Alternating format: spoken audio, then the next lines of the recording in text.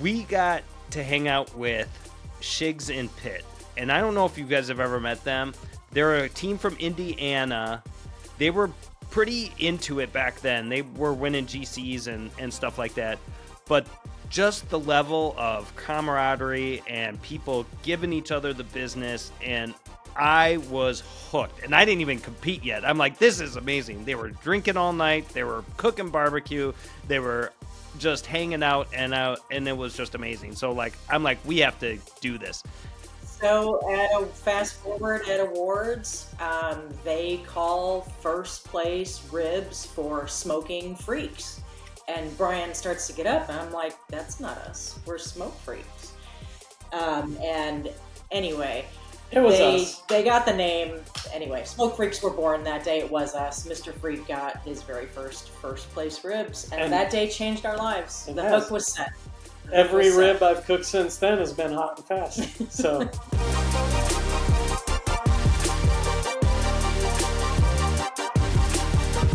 All right. Welcome to the Duce Raymond Podcast. Today, I'm excited to have Ann and Brian on the podcast. They are the Smoke Freaks. How's it going, guys? Hey, we are good. I'm good anyway. Pretty freaky. Yeah. This is kind of freaky doing podcast in podcast land.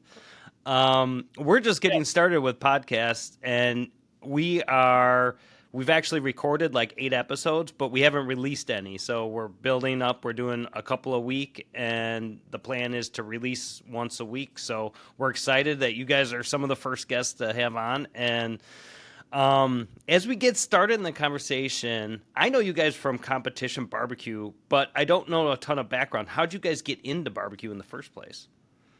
It's a funny story that's actually quite timely. You want to kick it off, Mr. Freak? Because he sort of dragged us into this barbecue world, and I kind of came along. Yeah, I think we'll tag team this one. This is a story we've definitely told before, but I'll give you just a little background on how we came to the world of barbecue. So I grew up in Kansas City, and my dad was the kind of barbecuer who grilled on a PK grill. That was his kind of barbecue, and mostly he just overcooked the heck out of some chickens every week. He could cook a pretty good steak, but he would just destroy chicken, drink 6 beers, and watch it burn on the PK grill, which I still have, by the way, his original PK. But, being in Kansas City, there was great barbecue to be had. And once I got my own set of wheels, I started exploring barbecue beyond what my dad was making. So places like Gates and Arthur Bryant's and Smokestack at the time, now called Jack Stack. That was kind of my entree into it. And you probably approached the cuisine of barbecue a little different. Yeah, I'm Greek, so barbecue for us was roasting a lamb, the whole animal, outside on the rotisserie, and those are some of my earliest memories. We're actually doing a family reunion in a couple weeks, Logopalooza, doing a lamb and also adding the barbecue. So my dad was a great cooker of lamb, but it's kind of similar to Brian's dad with the chicken on some kind of old rusty Weber kettle. Not the greatest, and barbecue, the barbecue sauce, not, smoking the meats. So that was a whole new sort of part of the barbecue and grilling world that Mr. Freak kind of brought me into. Yeah, and then flash forward a couple of decades, and for Valentine's Day, this is probably 15 years ago by now, Anne bought me this thing called a Groupon. I don't know if they still exist, but they do still exist. A printed piece of paper where you got a ridiculously good deal to go do something. And what she had bought me for Valentine's Day was a class, so to speak, at a place called Rub Barbecue. It used to be up in Rogers Park. It run by a guy named Jared Leonard, who's gone on a lot of great things in barbecue. But we sat there, and he gave his Jared spiel, which was well refined even at that point in time. And, there was maybe 5 or 6 other folks sitting around, and nobody wanted to get hands-on. But he's like, hey, somebody want to rub a brisket? I jumped in because I'd never held a whole brisket before, and I want to rub that. So, that's kind of how I thought to myself, I really want to get into this thing. And a couple of years later, we entered our first competition. No, you entered. Okay, yeah, you take it from here. First barbecue competition. True. Father's Day weekend. 2014. 20-year anniversary coming up. This is 10-year anniversary coming up. Oh my goodness, this is crazy. Yeah, it is almost 10 years to the day since we got into this. Wow, oh my goodness. So Brian signs us up, me kind of begrudgingly, because not understanding what we're getting ourselves into, to a neighborhood backyard comp, ribs and chicken. So we basically had your dad's old PK. We had a Brinkman that we alley picked, and we had somebody's old WSM. I'm not even sure where that thing came from. Oh my gosh. Yeah. So we were, practicing and getting stuff ready. And anyway, lo and behold, show up, haul all this stuff to our first barbecue competition. We had way too much stuff, still kind of a hallmark of how Smoke Freaks, does things. We're over-prepared. I remember we lost our pop-up in the first 20 minutes. We set up this, first of all, I messed up and bought a 12 by 12, which is just an El Cheapo pop-up. The real ones are 10 by 10 and made of steel or aluminum. This thing, as soon as the wind whipped around the corner, that thing folded in half, ripped out of our sight and just tumbleweeded down the block, bouncing off other smokers. Oh my gosh. It wasn't the best possible start, but it was a really windy day. It was blowing like gusts of 40 miles an hour, and we barely knew what we were doing, and we certainly didn't have our equipment game. We were trying to do 3-2-1 ribs, and with all the wind and the loss of the pop-up and faulty equipment, somehow Mr. Freak did hot and fast.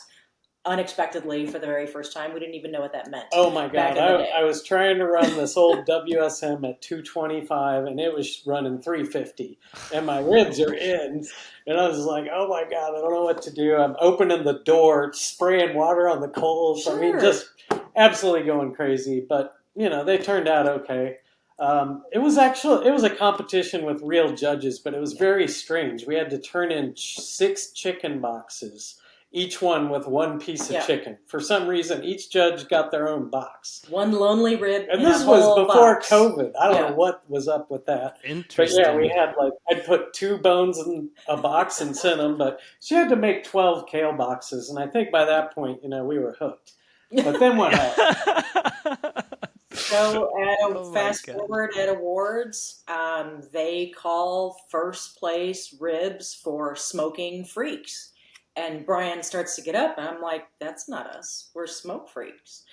And anyway, it was us. They got the name. Anyway, Smoke Freaks were born that day. It was us. Mr. Freak got his very first place ribs. And that day changed our lives. The hook was set. Every rib I've cooked since then has been hot and fast. So that's so crazy that one call can just completely get you hooked in something like competition barbecue. I mean, to tell you the truth, I was hooked on competition barbecue before I even competed. So for me, it was the Elk Grove. I don't know if you guys were around back then. Maybe 2010, 12, I think this was when Elk Grove had a barbecue competition. And we went there as a vendor. We had the Sweet Baby Ray setup, and we were just selling ribs. And they were having a KCBS contest there. And my uncle's like, I had no idea. I was at the shop working, and my uncle's like, you have to come see what's going on here. And I'm walking around, and there's all these guys setting up competition stuff. And that's when, do you guys remember the procrastinators? And yeah. We cook with them from time to time. Oh, so they were there. And then who was the other guy? I want to say Dr. Scotty Johnson. Scotty, in those days. Yeah, Scotty. And then what's Alex's team name? Big dude Alex. Dr. Porkenstein. Dr. Right? Porkenstein, yeah. So it was all there at the end of the old school. Yeah. We missed that. The tail you came in after that. So all those guys are there, and Dave's like, okay, cook a couple good slabs of ribs, and we're gonna bring them to these guys and pass them out. And I remember Alex, I didn't know who he was, he didn't know who I was, and he's eating these ribs. He's like, these don't taste like anything. And I'm like, I'm used to everyone saying you guys have awesome ribs and stuff like that. And I'm like, what does he mean they don't taste like anything? I mean, for a competition person, I understand what he's saying now, but back at the time I was taken aback. Anyways, we got to hang out with Shigs and Pitt. and I don't know if you guys have ever met them. They're a team from Indiana. They were pretty into it back then. They were winning GCs and stuff like that. But just the level of camaraderie and people giving each other the business, and I was hooked. And I didn't even compete yet. I'm like, this is amazing. They were drinking all night. They were cooking barbecue. They were just hanging out, and it was just amazing. So like, I'm like, we have to do this. And that's when we met John Bobinette. I was on my first competition team was actually Church of Swintology with John and Ron, and then they had another guy, Todd, that they used to cook with too. And yeah, it was love at first sight for me as well.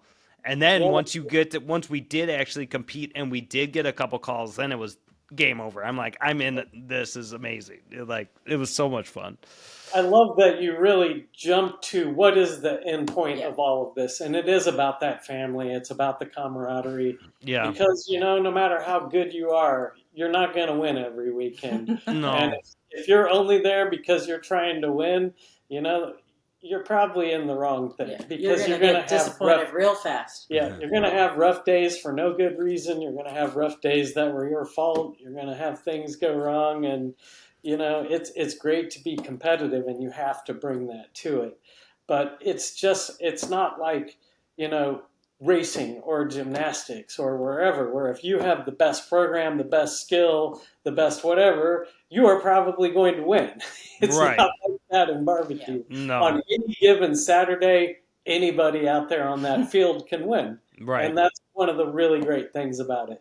It is so cool, and it's so unpredictable. I was just talking to Darren, and he was telling me, or I brought up the story when we were in, I think you guys were at this competition too, in Green Bay, I think it was 2018, and the first day, he got like 42nd in pork, and the next day, he got first place in pork, and he just walked, shaking his head across the stage, saying, it's the same thing I turned in yesterday, and he goes from like... the week before, and the week before. Yeah. Yeah, and at that level, I mean, everybody can execute the exact same program weekend after weekend after weekend. Mm-hmm. And for me, it was kind of funny. I mean, in the early days of your learning to cook barbecue, brisket is like Mount Everest, Mm-hmm. You're almost afraid to trim and tackle your first one. But after we'd been probably by our 25th brisket in competition, that was literally the most low drama, easiest of our 4 cooks. Because it was just such a simple program, and everything was so dialed in on our trimming, our temperatures, that thing took 3 hours, maybe 3:05, maybe 2:55. But that thing was done in a 10-minute window. Right. And that's how it is in competition. You have to be that dialed in and force the barbecue to bend to your will. Unless you're poor, which... We've had our ups and down moments. We never bent pork quite to our will, at least. ACBS competition. How far into the comps did you guys switch to the can smokers? I think when I was cooking alongside you guys, most of the time you had what was the brand of the... Hunsaker is yes. one of our go-to. Yeah. But man, the first year of competing, we were a total yard sale out there. I mean, we did, I think, the last...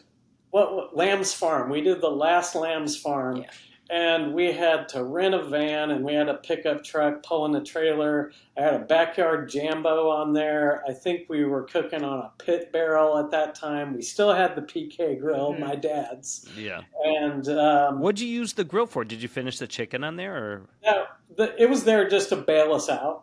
In case, yeah. That's how we ruined the chicken. Yeah, that's how you ruined the chicken. Yeah. Yeah, until we switched to the drums. Yeah, and that that first year we really had recipes and we had timelines, but we hadn't developed a competition program. Yeah. And the next year I took a class from a guy named Uncle Bub down in Columbia, Missouri, and he was an American Royal winner 2010, I believe. Mm-hmm. And he was all Hunsakers, and I saw that class and I was just completely sold on that program because here I am trying to cook a brisket over 8 hours on a Jambo, and while I'm also doing other stuff in a WSM and a pit barrel cooker, it just made no sense. Yeah. Once we got 4 identical pits, one for each of the 4 proteins, everything fell into place, because if one thing went wrong, it was contained. Yeah. It didn't spill over into anything else. And, we got to where we could do that on 2 cans if we had to, just by staggering our timelines. But it was just easier to run 4 fires. Yeah. I really like the can program when you think about it like that, and the affordability, the mobility, and then the fact that you have this smoker for this meat and so on. That really goes with my mentality on a lot of things. That's not how I ever did it, but I really can jive with how that works. That makes sense to me. When we were a 3-can team, then chicken and brisket would share the pit, and you better hope the brisket's out of there in time to start chicken, which is your first turn in. And later we ended up graduating to the 4 pits, 1 for each meat, which was very nice to have. One thing I was talking to Malcolm, and something that if I went back and did more competitions, right now I'm not doing any. I would love to get back to it right now with the business and everything we're doing here, and then with my family. The kids have a busier schedule than I do, I swear to God. So I'm just trying to keep up. But if I ever did get back to it, one thing I've said is that I would hold my meats a lot longer. I would get them done, make sure they're out and rested. And I felt like the more I've done cooking barbecue for catering or for different events, it's like I don't see any downside to letting it hold and letting it rest. Where are you guys on that thought process? Absolutely agree, at least on the bigs. I don't like to rest my ribs long. We pulled those out.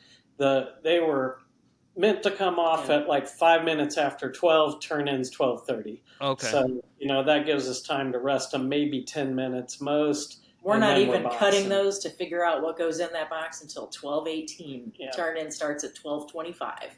We're moving fast at that point. Yeah, but the bigs, when it comes to pork and brisket, I wouldn't want to rest it for less than 2 hours. So, and I've taken it as long as 3.5, and I don't think there's any problem whatsoever with that. Yeah. I mean, especially in KCBS, because can you possibly make it too tender? I mean, not really. Yeah. They want it overcooked, and a great way to just, do that and then let it rest out and kind of pull back together is, that nice long rest. You just got to make sure you're not continuing to cook it. You want it to be cooling down gradually during that time. And I think chicken for me was something different too, with the Hunsaker cook, which ran differently if I was cooking on a different kind of drum. So that really just depends on your equipment and figuring out your program. But my chicken performed better the later it ran and the less it held. So there'd be moments where it's like, get this chicken out of here. We got to get boxing, and it's almost too hot to be able to figure out, which ones you want to turn in, whatever.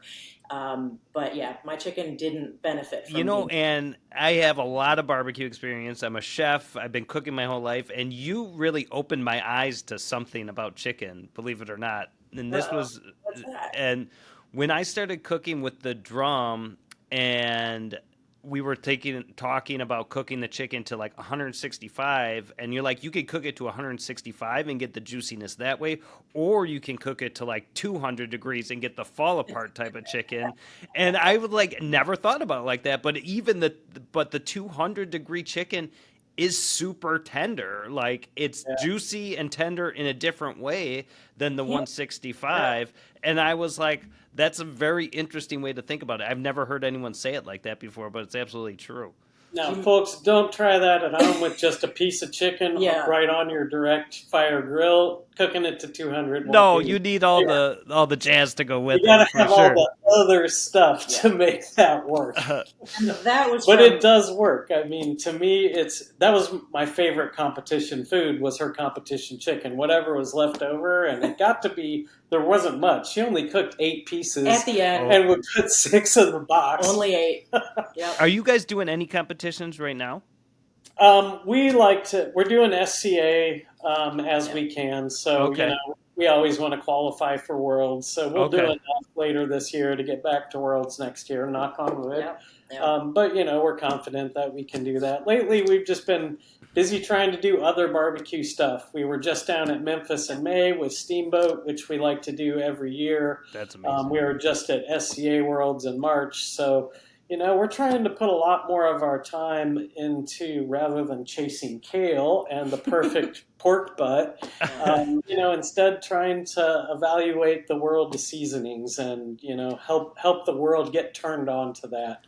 Let's talk about that a little bit. So I know you guys work with Jeff at BBQ Pro Shop, and then you've developed the flavor guide. Can you explain to anybody listening what the flavor guide is and how this came to about? And how does that setup work? Is it a Smoke Freak project, or is it BBQ Pro Shop, or working together? Or let's start with how it came about. So okay. BBQ Pro Shop had been sponsoring Smoke Freaks for a couple of years out on the competition trail. Okay. We were always really selective about our sponsors. We would never have more than 2 or 3 because we wanted to make sure that we could add value to them. We weren't going to people looking for a hand. Right. With Hunsaker, we wanted to help put them on the map, and we did in the Midwest, which was firmly gateway country. With BBQ Pro Shop, they're a local source. We'd known Jeff for years just through other barbecue pursuits. We wanted to actually do it in a way that could help his business grow. So everybody is getting a win-win out of it. All of a sudden, we found this thing called COVID happened to us, and all of our comps are canceled, and we had this sponsorship. We're supposed to be delivering value somehow, and we're stuck in my mom's basement in Kansas City trying to help her through some things.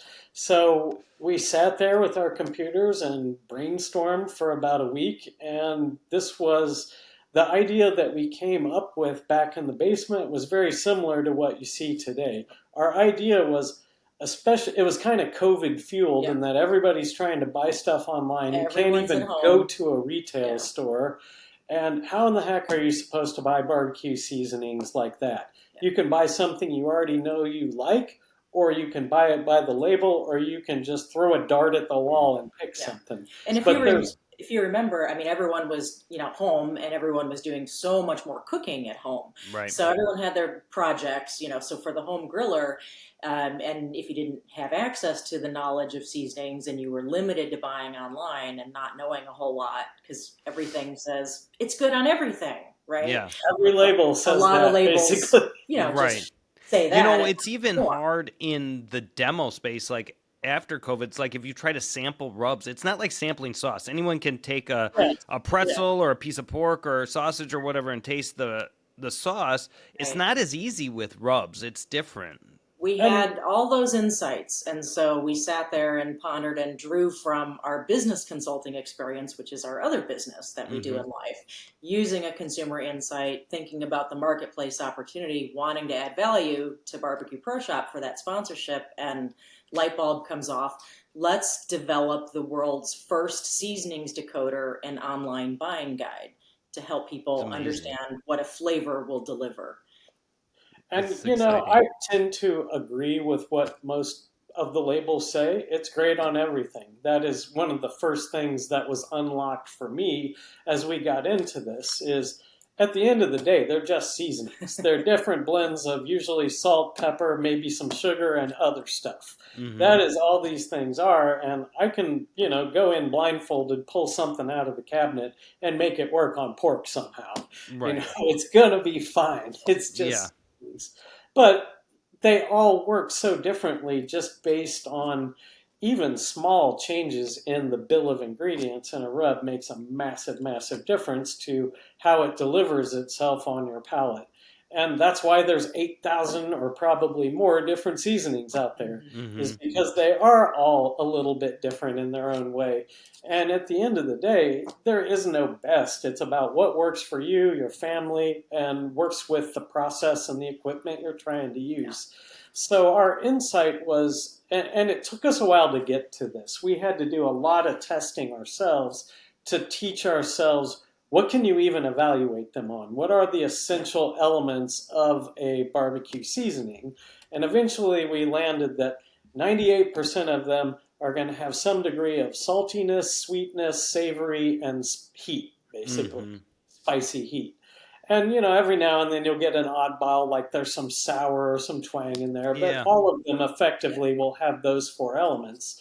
And what we wanted to do was basically help people understand what they would be getting at kind of the high level before they spend their money online and buy something that may not be at all what they're looking for.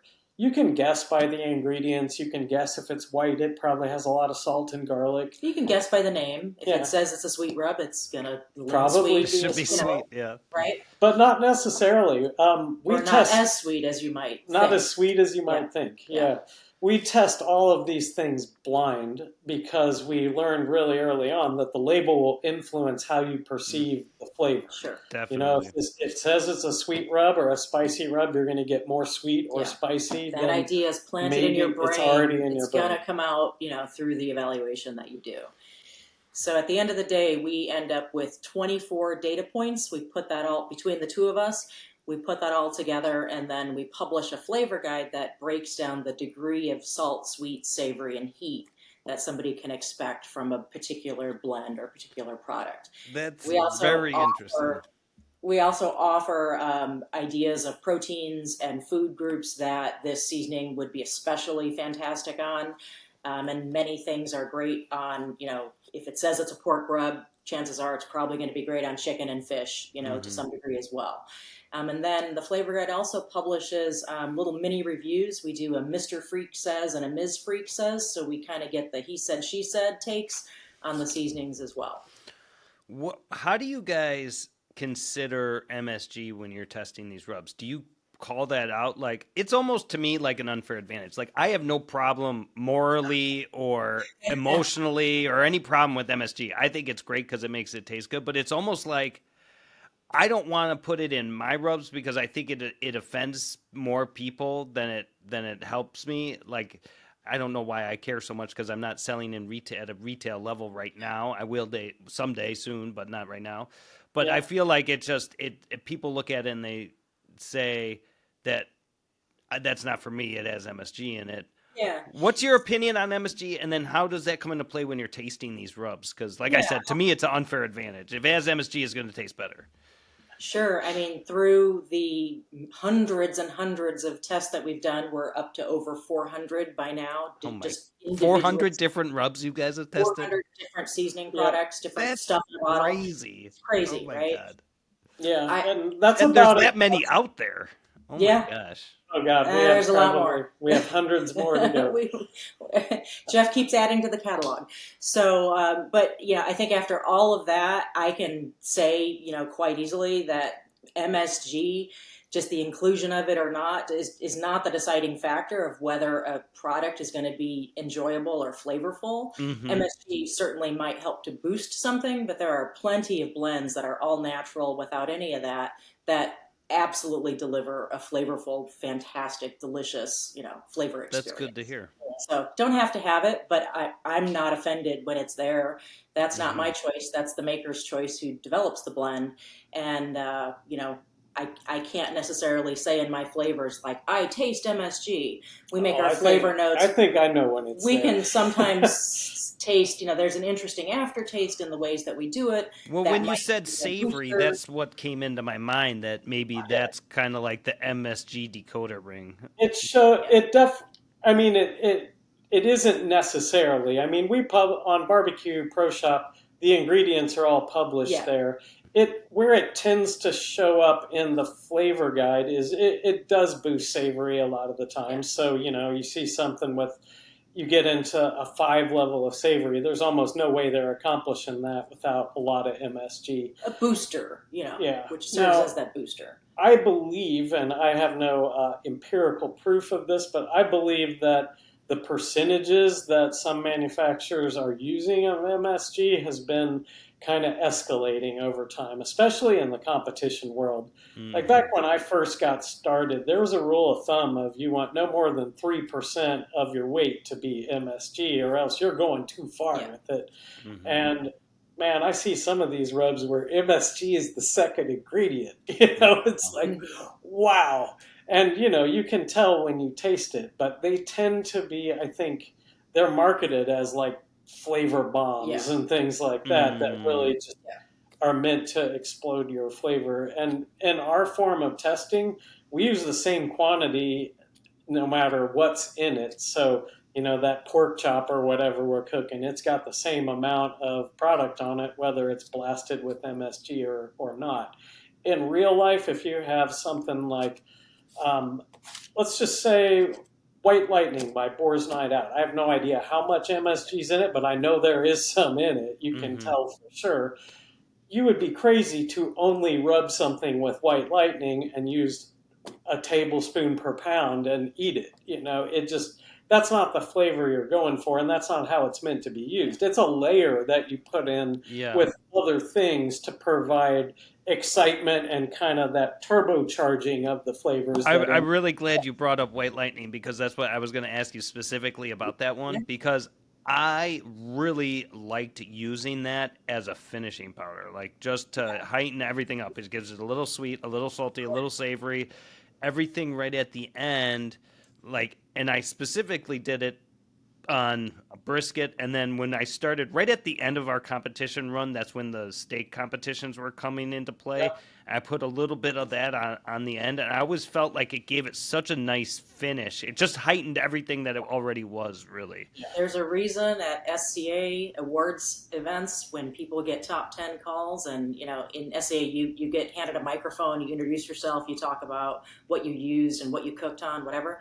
You hear an awful lot of White Lightning Baby. There's a reason for that, used as that, just like you said, or as part of the blend, just to add some oomph, steakiness. Yeah, and the way I'd use a product like that in competition is completely different than how we would use it in home cooking. There's a place for it in the kitchen. Popcorn. Yeah, but you just don't use a lot of it. Light touch. Just like a pinch of that on some corn on the cob, and you stick that in front of a guest, they're like, wow, what did you put on here? This is the best corn I ever had. Exactly. It's just, but you probably know more about the science of what MSG does than I do. But my understanding is it just opens up the receptacles on your tongue and makes them hypersensitive. Yeah, that's all I would say. It makes everything taste more as it is. Like if it's spicy, salty, it's going to taste more spicy, salty. Yeah. Gives you that pop. Yep. Yeah, and that's really interesting. In competition, it's hard to win without it, because it's just you are competing with probably 5 other entries that are pounding that protein with every bit of flavor they can get into it. If you're not bringing big flavors too, you taste like nothing. Kind of like your very first rib competition. This doesn't taste like anything. Yeah. Right, yeah. No, that's serious. You didn't have the MSG. Yeah, you forgot the MSG. Oh, so are you considering doing a similar flavor guide on sauces too? Has that come into conversation? Yeah. It's been a part of our roadmap. It comes up all the time, and the main reason, there's 2 good reasons at least I have. I don't know if they're good, but I have 2 reasons. One is we never get to the end of the line on seasonings. Yeah, right. That is just nuts how much there is. And sauces, I'm sure, is the same or even more. It's just crazy to me. We have 80% of Jeff's dry rub seasoning catalog covered at BBQ Pro Shop with flavor guides on the dry rubs. And so as he adds to the catalog, we have to keep up. And so we're pretty busy, just tasting rubs. Yeah. The other thing I would probably say is people don't need help as much, I think, buying or using sauce. If you get a bottle of barbecue sauce, people are going to use it up. French fries, tater tots. Yeah, there's a million things you can do with barbecue sauce. Yep. You certainly could. I think it would be harder probably for us to do that, to really, let's talk it out. What would be the elements? For sure you could have sweetness. Mm-hmm. For sure you can have savory. There can be heat. I think there's kind of this, I don't know, twang? Is twang a thing? Yeah. Sauce? Yeah, because of sour vinegar flavor, for sure. Yeah. It could be done, but it's another mountain to climb that I'm not ready to climb yet. I finally is funny because I was up in Wisconsin. Where I grew up, there's a bunch of stores up there. There's like 3 or 4 stores that buy my products, and my buddy Randy up in Wisconsin kind of sells to those stores and sends me orders, and then getting it up there is always kind of a pain. But so I just drove. My wife was out of town with the kids, so I spent Saturday driving to Wisconsin delivering sauces, and And and just seeing all the rubs that you guys have all tasted, all the meat churches and all the different rubs, and then some of the sauces. But my buddy had a bottle of, which I never had before, Blues Hog Champion Blend barbecue sauce. Oh, yeah. I'm like, I tasted it. I'm like, this tastes like Sweet Baby Ray's mixed with Blues Hog, like just like how I made it for the competitions. Then I made DQ glaze, so I didn't have to buy Blues Hog anymore. And I'm like, it was like just like so funny to me. Like I don't know why, just that flavor of Blues Hog stood so out, but their championship blend tastes like they took Sweet Baby Ray's and mixed it with Blues Hog. Yeah, I can imagine it does. So one thing I'll say, if anyone listening out there who wants to get into barbecue, there's a reason that Sweet Baby Ray's is the best-selling sauce on the planet. So you can absolutely not go wrong having a little Sweet Baby Ray's in your mix. Yeah, that's for sure. Oh my god. And Duce's sauces. Your DQ same with Blues sauce. Hog, by the way. Yeah, he just told you half of what you need to know to go win a barbecue. Yeah, White Lightning and Blues Hog and Sweet Baby Ray's, you're pretty far along. You guys are far along. Yeah, right? Yeah, that's how that was pork on track was with DQ sauce. sauce. Yep. Yeah. That's awesome. It's interesting. It's a really interesting product that I'm pretty sure our advantage was no one else was using it, so it had a very unique flavor that no one else was getting. And I don't know if you remember, Duce, I messaged you around then and said, hey, your DQ sauce, we love it. We're putting it in our pork program. Yes. So good. Are you going to keep making it?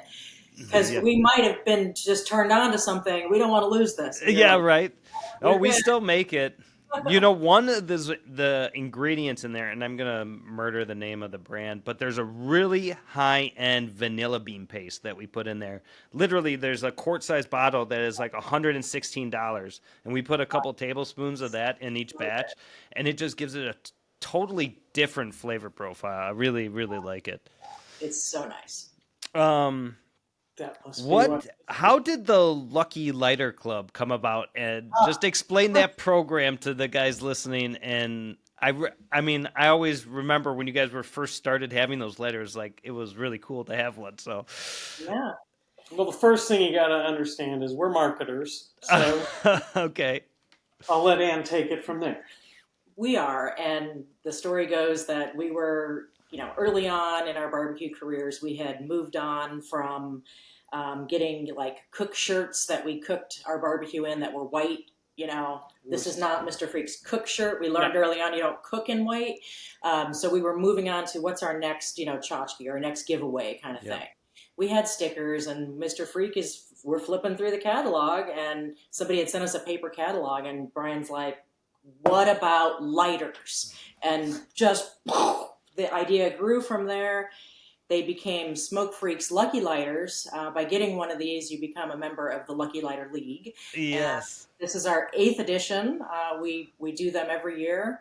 They are known in the barbecue and grilling world as being full of luck once the luck is activated.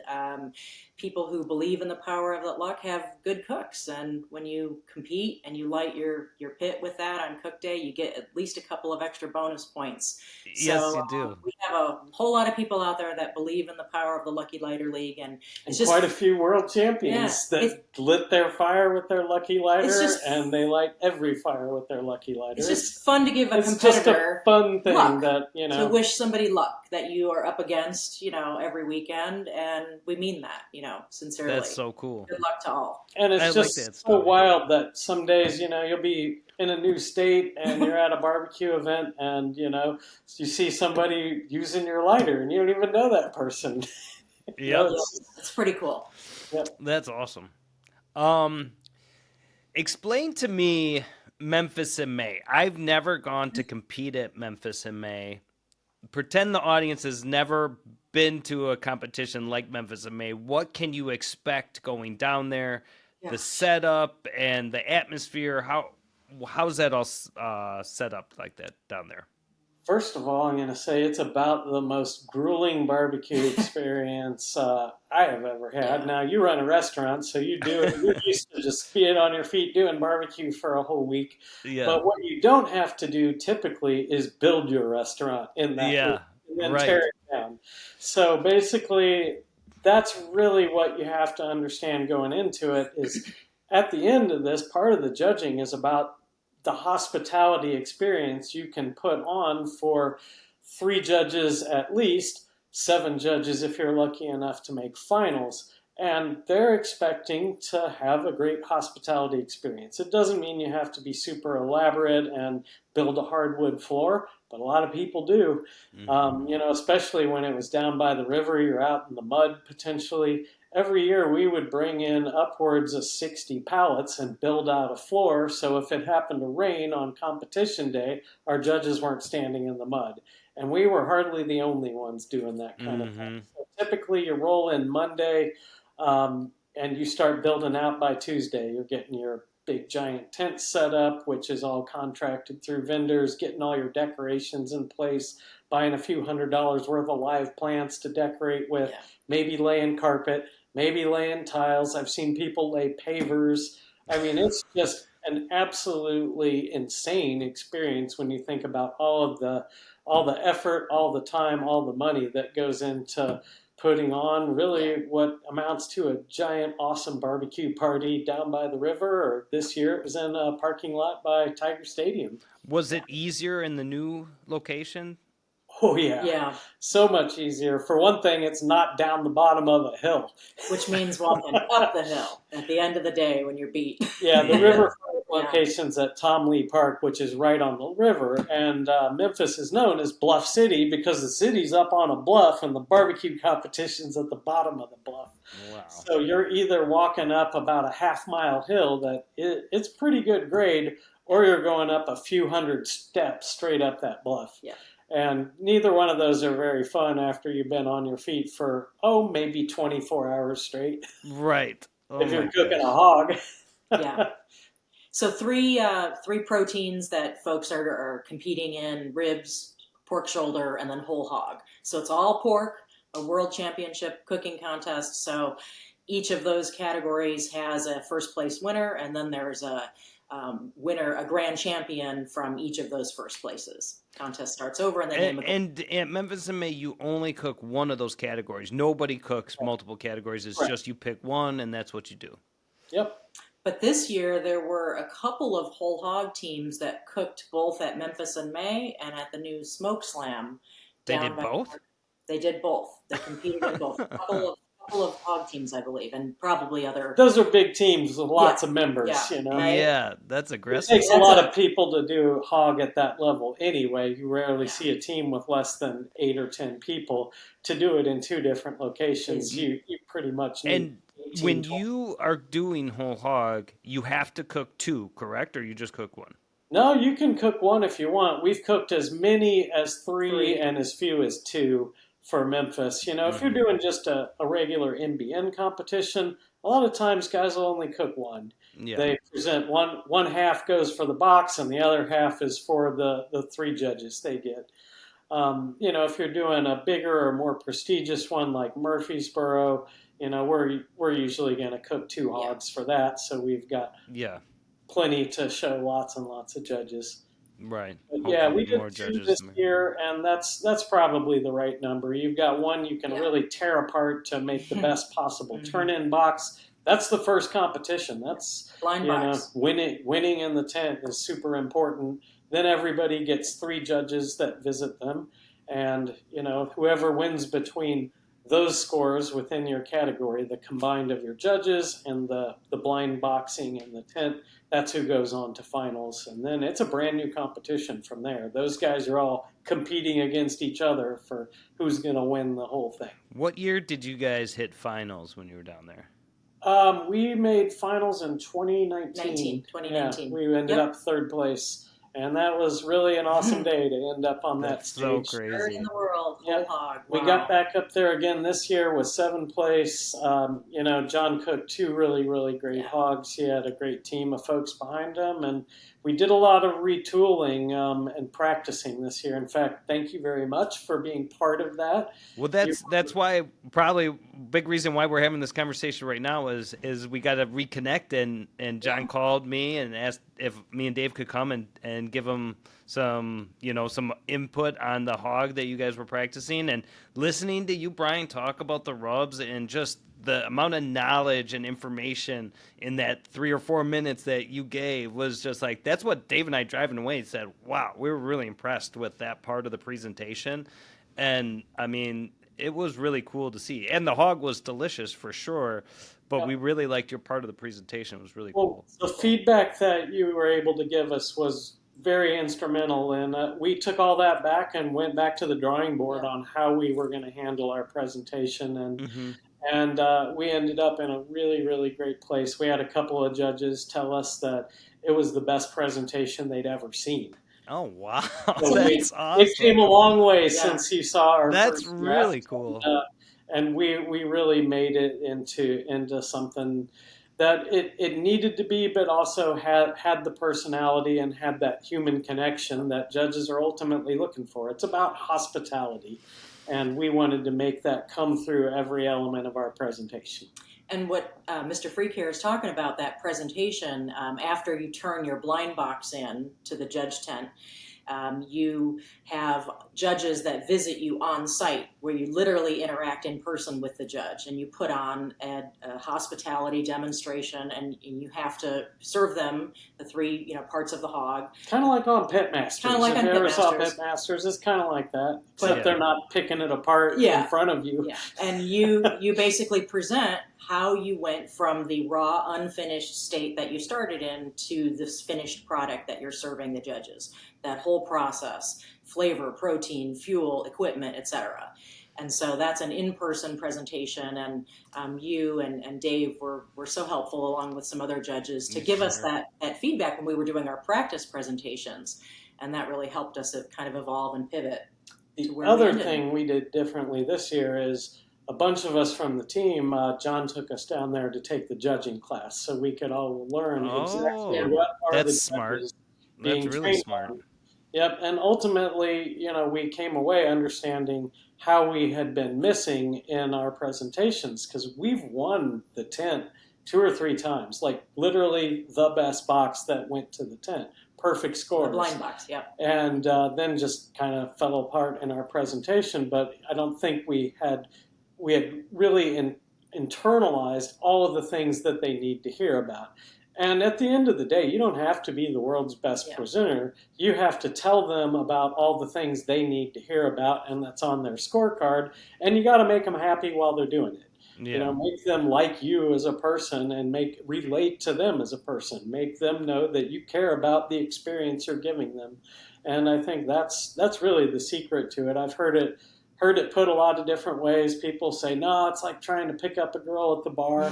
And maybe it is. Maybe that style would work for somebody, but that wouldn't work for the people on John's team, because we're a very humble group. It would not come across as genuine if we were trying to hard sell you on how we're the best cooks ever and we got the best thing you've ever had. It just wouldn't be genuine. So we played it very, very differently, but found a good way to connect with folks, and it worked out. We ended up 7th and back up on the stage.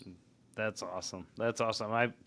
I am very impressed by the Shed repeatedly having success up there. I mean, so good.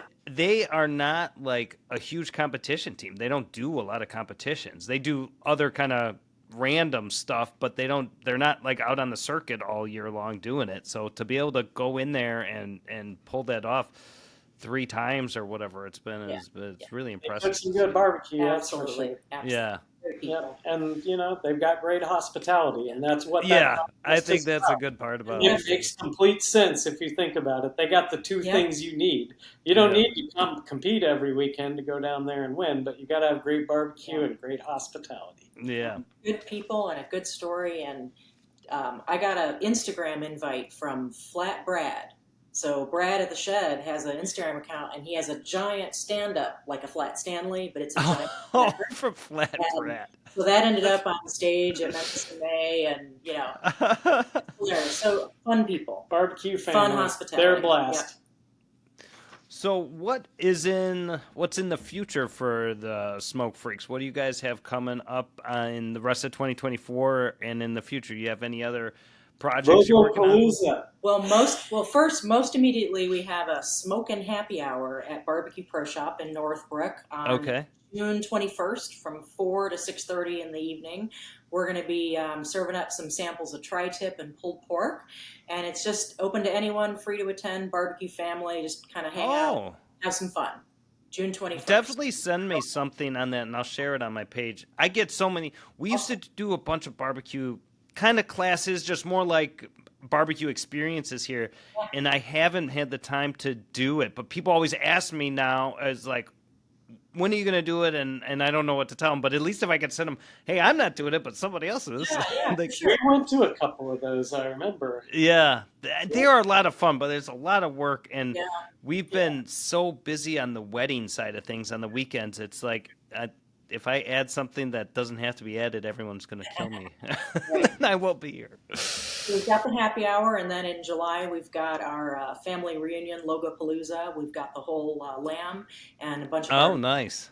So her dad taught me all the things he knew about cooking lamb Greek style over a spit. And believe it or not, all the stuff John Bovinette from Steamboat has taught me about cooking whole hogs, I've really been able to apply to that technique. And I mean, I wouldn't say this if the old man were still around, but mine are way better than his. I bet they are. I know. He's keeping the tradition going. That's awesome. We'll leave it at that.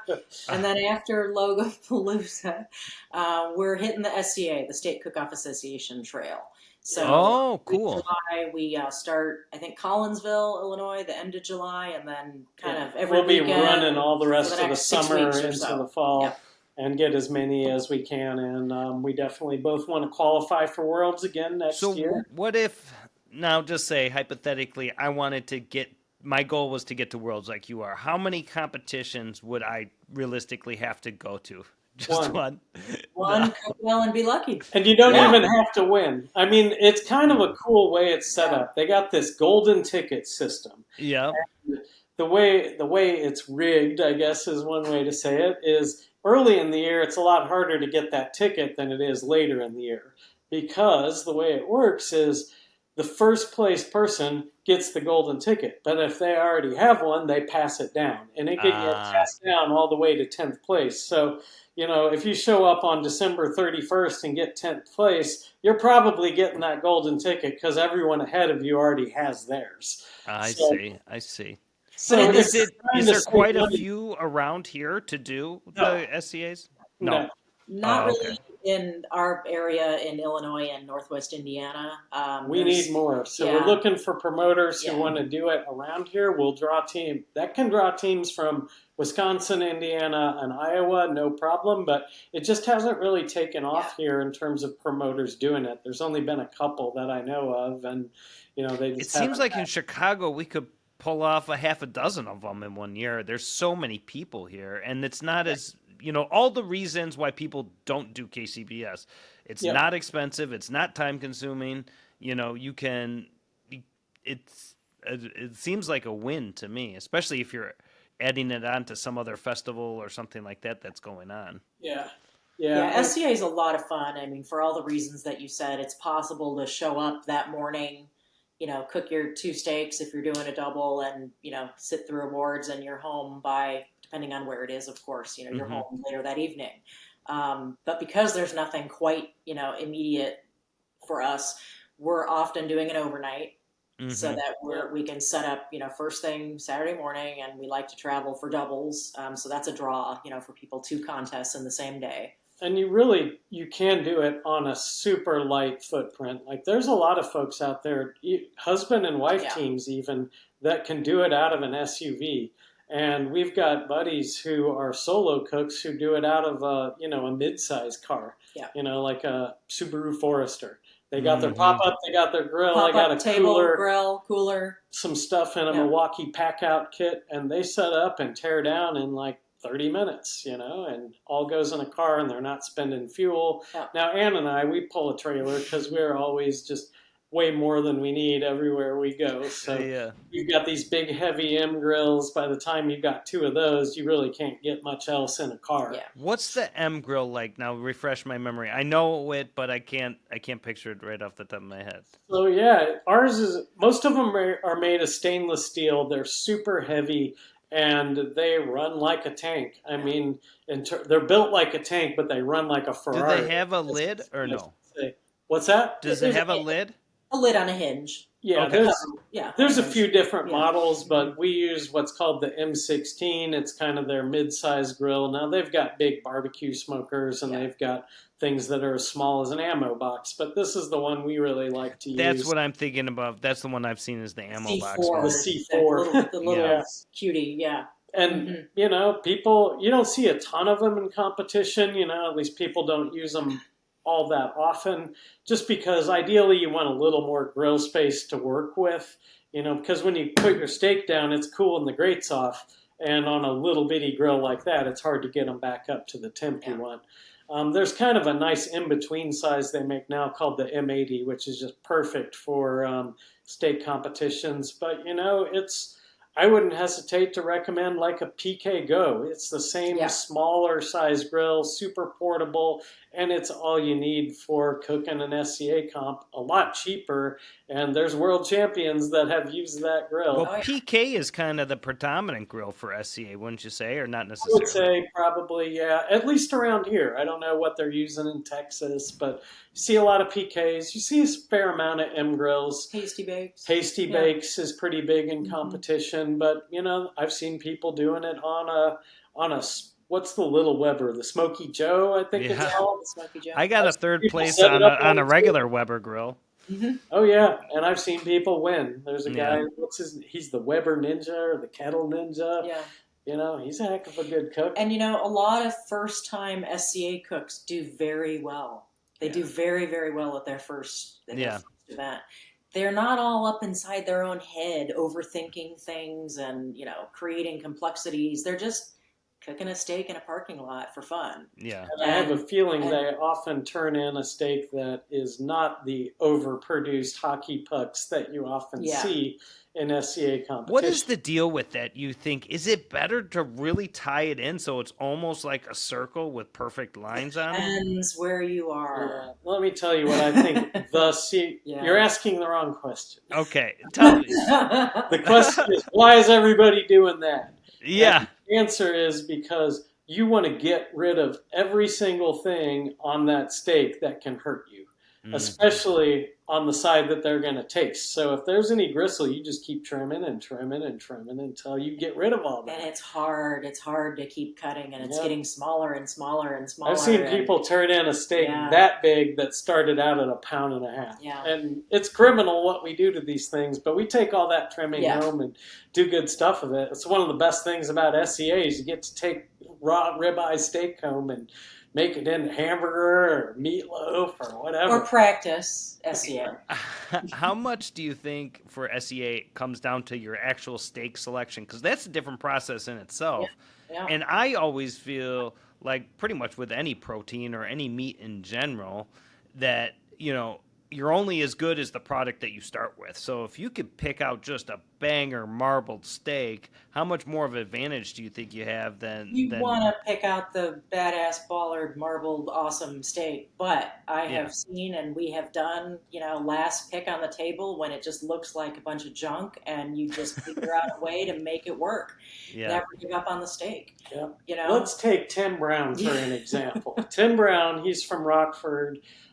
He's one of the best steak cooks in the country. Stress Relief Barbecue. You've competed with him back in the olden days, I think. Okay. Yeah, I've heard that name before for sure. Year. But Tim Brown is notorious for getting the last or the second to last pick. I mean, just way more than the odds should ever say it should happen. He's at the back of the line getting basically the last pick of steak. But he wins... His batting average for winning is way higher than most. He was in the top 10 last year for winning percentage, even though he's and probably the bottom 10% for drawing a good poker chip out of a bag. But if you're for some reason, he's terrible at that. If you're picking last or near last, then your second draw is going to be, pretty immediate, meaning you can get two pretty similar steaks. Yeah. Versus if you get a first draw and you want to cook a tri-heart, there's a limited number of those. You might get your nice tri-heart, but for your second pick, you're last. There's not a single tri-heart left on that table. Now, the tri-heart's when the spinalis is really big on that side? Is that what? It really it's isn't. The third, it's the third, muscle group. Okay. From the chuck end, basically. Start at the chuck end, and then, those tend to be fattier and more tender. So a lot of steak cooks prize them, but, not everybody. Yeah. But there's more separation in those. It's not as uniform, though, correct? Well, yeah, maybe. You got to make it work. Yeah, you just got to remember that what that steak looks like on the table doesn't necessarily have anything to do with what it's looking like when you're done. I'm not saying it wouldn't be as bad. I would still argue that those are the better steaks to eat, but I'm just saying to get that perfect SCA shape with the crosshatch on is probably harder on something like that. But I don't pick those tri-hearts. If I'm a first pick, I'm picking my spinalis steak. Mm-hmm. My odds of getting more spinalis steaks to cook from when I'm at a steak selection table are just greater than hoping I get a great tri-heart and a okay second steak.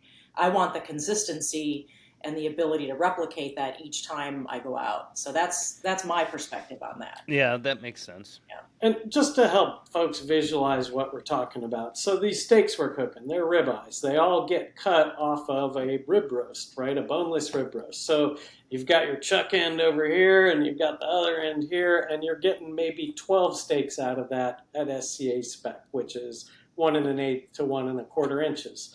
So, by the time they cut the heels off, you're getting maybe 12 steaks. A lot of people don't like that first one, that first big tri-heart. They're hard to cook. They really are. They're probably the hardest steak to cook out of the 12. Now, a lot of people are more looking for a 2, 3, 4. Once you get to the 5th steak, the 6th steak, some people even say the 4th, they call that a baby tri. Mm-hmm. It's still a tri-heart, but there's starting to be a spinalis on it. And then, I think Ann likes a 6, 7, 8. 6, 7, 8 even. Mm-hmm. Now, nobody wants the 12 or the 11 because there's the just... 12's almost like a New York strip. It's like no spinalis. A big heart, but you've got gristle and a tiny little spinalis. Those are always the last ones picked because those are a practice steak or you take them home and make chili out of them. They're not going to win many barbecue competitions. Truly, they're just not because it doesn't have what they're looking for.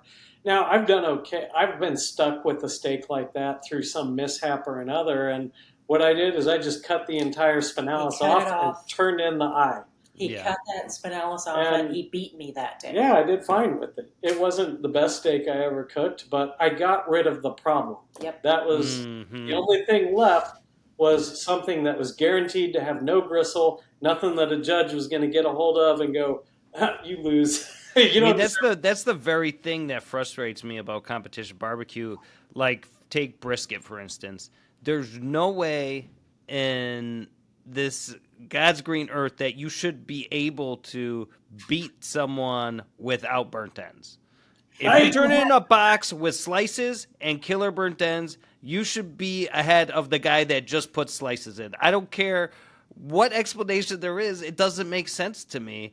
But, everyone says you can't put the burnt ends in because you don't know if they're like them really tender or not that tender, or sweet or savory or what. And I'm like, they're freaking burnt ends. They're going to be delicious. Like, they should be in the box. Like, that just shows a skill set that the other guy doesn't have. Like, I don't know. It doesn't make sense to me. I got a little insight into that may help. I don't think it's that you can't do burn ends, but what happened, and this was back, this whole thing unfolded in the time we were really hot and heavy into KCBS. Yeah, it's got personal. I think what happened is everybody started cooking higher end proteins. It started out with Snake River Farms Black.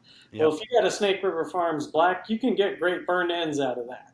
Then people started going to golds and A9s from New Zealand or Australia or wherever they come through, Mishima Reserve. All of these Wagyu or, Wagyu, what they call Wagyu these days, briskets, they're just too fatty in the point to get good burn ends out of them. Mm-hmm. I mean, I might like them and you might like them, but the mouthfeel is going to be off-putting for a lot of judges just because some of them are 50% fat. Oh, now, at least, yeah. Yeah, if you want to turn in burn ends, then what a lot of guys will do will just bring points off something else. They'll bring their prime points to try and make burn ends. I've done that before. And then their slices are a snake gold or whatever they're using. Mm-hmm. And, that makes sense. It gets into judges' heads too. I mean, we got fed up with that whole thing toward the end of our time in KCBS, and I just started chopping the point and putting that in there. And we hit with that more than once because what is better than chop point? Can you think of anything? Because it had all the marbling and all the fat, but not visually, identifiable. Yeah, not a big mouthfeel. Where did you put it? Underneath your slices, or we put it everywhere, Duce. It's embarrassing. We started, embarrassing. Burn ends. We started just a mound, and we started on the sides. We did a whole layer on the bottom. We did a frame one. Oh, we have. Yeah, that's when we finally jumped the shark. Was when we built a frame of chopped burn end all the way around with the slices. Beautiful slices. Yeah, in the middle. that was the last time we did it because it was just we did jump the shark with that one. We've done burnt end only boxes. Yeah. That's not. Oh my gosh. This has been fun, guys. So, what else, if someone is looking for you online and wants more information about the Smoke Freaks, where should they go? Yeah, you can hit us up on our socials. So on Facebook and on TikTok, we're Smoke Freaks. And on Instagram, we're Smoke Freaks BBQ. That's awesome. Are you guys ready to do a lightning round? Sure. All right. So I have a list of 10 items. And we'll get Anne's response, and then we'll get Brian's response. Sweet. We'll try to do it fast. That's supposed to be the fun of it. All right. Favorite barbecue meat? Brisket. Guilty pleasure food? Doritos. I'm going to say halibut. What? You see what that stuff costs? Best barbecue food. I'm sorry. Best barbecue call. First place chicken, Gold Ribbon, Green Bay, Miss Freak. I'm going to say our first GC in Winthrop Harbor, Illinois. Yeah, we got first place pork, first place chicken, first place ribs, and we were never hitting pork, so that's it. You can't beat that. Oh my gosh. I think I remember that post on Facebook. You guys were out of your minds excited. That was crazy. I still think they made a mistake. Yeah. This one's different. Favorite Chicago landmark? Landmark? Mm-hmm. Sears Tower. Yeah. Sears Tower. Okay, this is a good one. If you only had one rub, which would it be? Cimarron Dock. Oh man. Okay. She said I really want to, but that's my one. Pick. Yeah. But man, so Desert Island, you can't go anywhere. I'm going with Plowboy's Yardbird. Nice. Old school. You can use it on anything. All right, if I gave you one more choice, what would it be? Mine would be Rio Valley Meats Blanco. She keeps snagging all the good ones. Well, that's a nice SPG paired nicely with a sweet, savory leaning classic OG barbecue rub. Yeah, all right. You can do a lot with both. I'm breaking my rules now. How do you I'm sorry, Brian, what was your second one? Salt and pepper. Nice. I probably wouldn't be too far from that. All right. Most used social media platform. Facebook. What's social media? Oh boy. All right. What people do wrong when using a can smoker? Too much looking. They don't trim enough fat. Okay. Thoughts on artificial intelligence in business? it's going to be part of life. Figure out a way to make it work appropriately for your business and your brand, and don't get caught left behind. Technology is always evolving. That was supposed to be quick. Sorry. AI can't solve your problems, but it can help you solve your problems. Yeah, that's a good way to say it too. All right, this is a fun one. Favorite Star Wars character? Princess Leia. Chewie. I saw the post about May the 4th with you and Chewie. Yeah. That made me laugh. We go way back, me and Chewbacca. Yeah. So you're hosting an event, and who would be your dream guest to have at a barbecue? Celebrity or historical figure?